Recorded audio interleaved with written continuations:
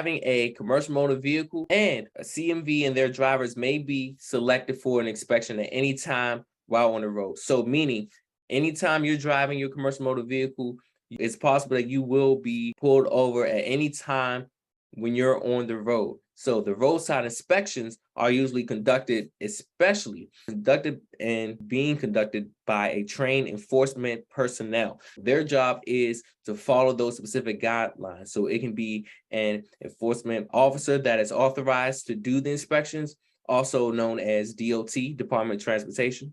And the inspectors work hard to make sure that highways and it is safe for everyone. All of the highways and the road that you're driving, that is safe for everyone. Because the average about 100 inspections will result in more than 20 vehicles being ordered off the road. And that's due to critical safety violations. That's why it's important that the inspectors do their job to actually inspect the vehicles, because the vehicles that are on the road, there are a lot of people on the road and people's lives are at stake. That's why these officers are there to verify and make sure that the vehicle that you're driving is safe for the public road, and for any road for that matter. So roadside inspections are conducted by officers. They're trained, they're certified by the Commercial Vehicle Safety Alliance, so the CVSA.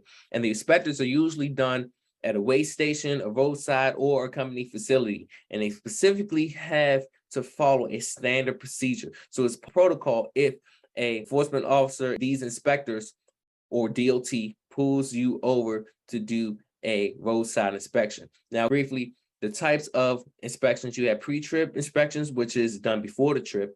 You have en route or on-road inspections. That's during or throughout your road trip that you're on. And then post-trip inspections.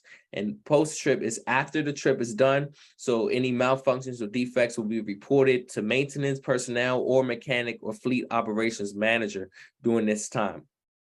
Then you have inspection selection systems. So ISS. That's a program used by officers to see if commercial motor vehicles meets an inspection or if that is option or not. So that will determine if the commercial motor vehicle needs an inspection or not. Now, the system collects historical data in order to make that determination, whether if that vehicle needs an inspection or not. Then who gets inspected as you think about it? So there's several reasons why you may be inspected. You may be inspected if your vehicle has obvious violations or defects, such as a headlight, tail light, or any other light out, because that's visual. That's something that the officers, the inspectors can automatically see as you're driving on the road. It can be vehicle is dirty or unkept, if it's messy, untidied, or unorganized. If you're stopped for a traffic violation, for example, speeding, and the officer chooses to do an inspection. It could be your company's past performance on roadside inspections. So if a company is known for frequently being pulled over for roadside inspections, then you could be inspected. And even if your vehicle has recently passed an inspection, you could be inspected again. So it's always important. That's why it's important to do the pre-trip, the road trip, and the post trip. I can't stress that enough, because you will be inspected. These are the systems that they have in place to make sure that you are safely driving and operating a commercial motor vehicle, because lives are at stake. Now, the different types of inspections, they are different levels, different types and levels of inspections. There are 8 levels.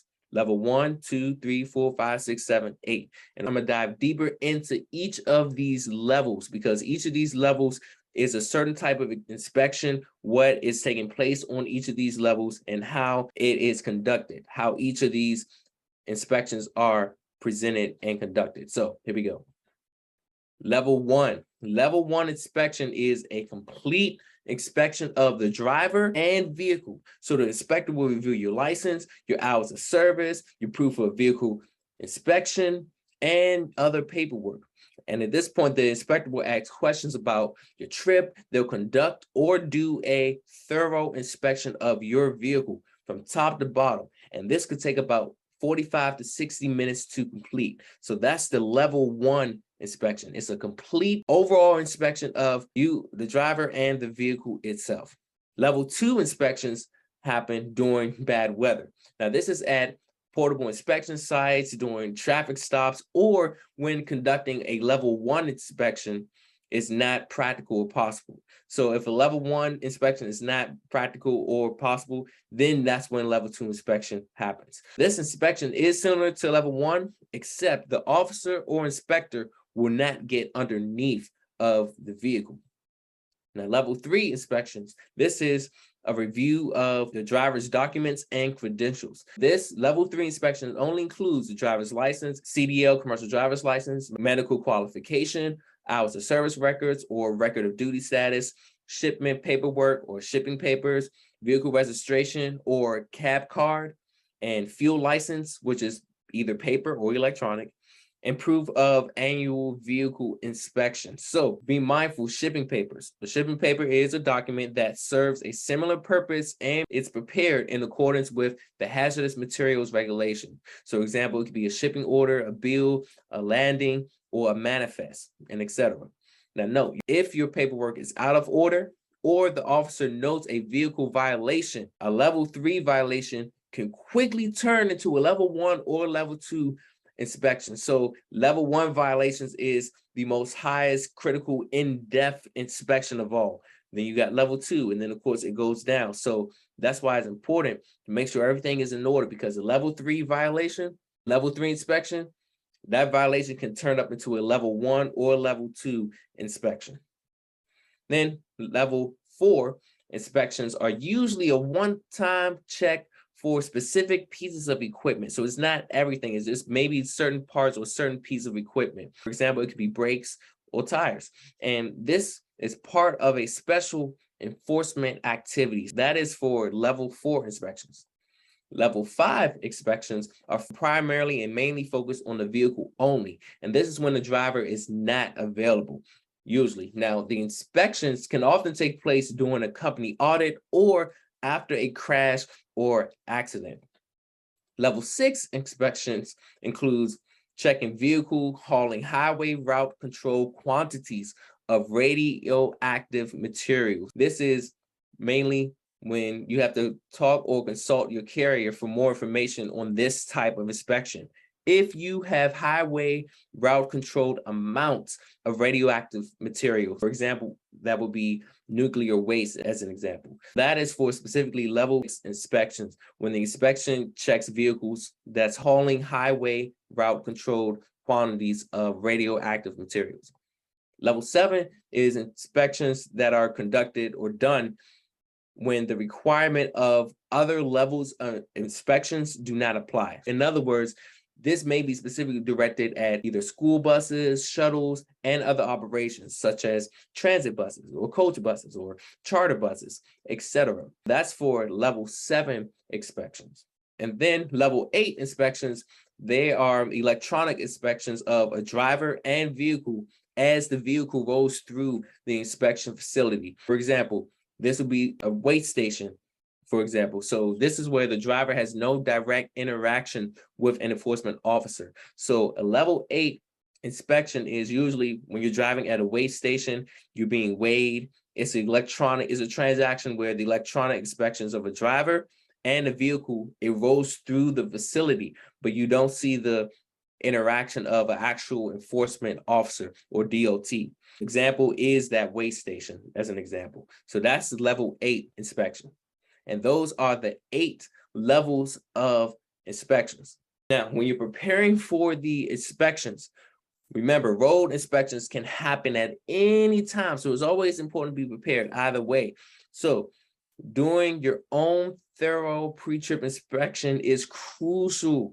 That's why it's very important. It's very important, crucial, because the regulations require as well for you to be satisfied with the condition of the vehicle before you operate it anytime. Because if there are any malfunctions, any deficiencies, any defects, and you are driving and operate that commercial motor vehicle, it is your responsibility. It will be on you to make sure that vehicle is in operating condition. Otherwise, the responsibility will be yours. The damages, accident, anything that relates to you being mindful of operating that vehicle is your responsibility. That's why a thorough pre-trip inspection, it will identify or find any problems before you drive on the road, and understand what counts as a deficiency or defect, and don't start that route unless everything is in good condition.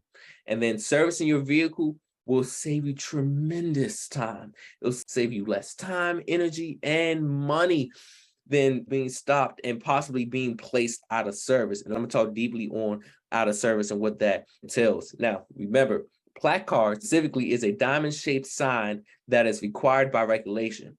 Now, if you're hauling hazardous materials, it is required to be displayed on all four sides of a motor vehicle when you're carrying hazardous materials. So meaning you must have plaque cards if you're especially carrying or hauling hazardous materials. Part of preparing for a pre-trip inspection, keep your driver's license with you at all times. Make sure all of your documents are in order before every trip. Keep the vehicle clean inside and out. That means no garbage, no papers on the dash. So that way it will prevent you from having any further inspections, because you don't want to give a reason for DOT or the enforcement officer or the inspector. You don't want to give them any reason for them to do a full inspection. So part of being a professional driver, make sure that it's clean, you're prepared, and you have all the documents needed.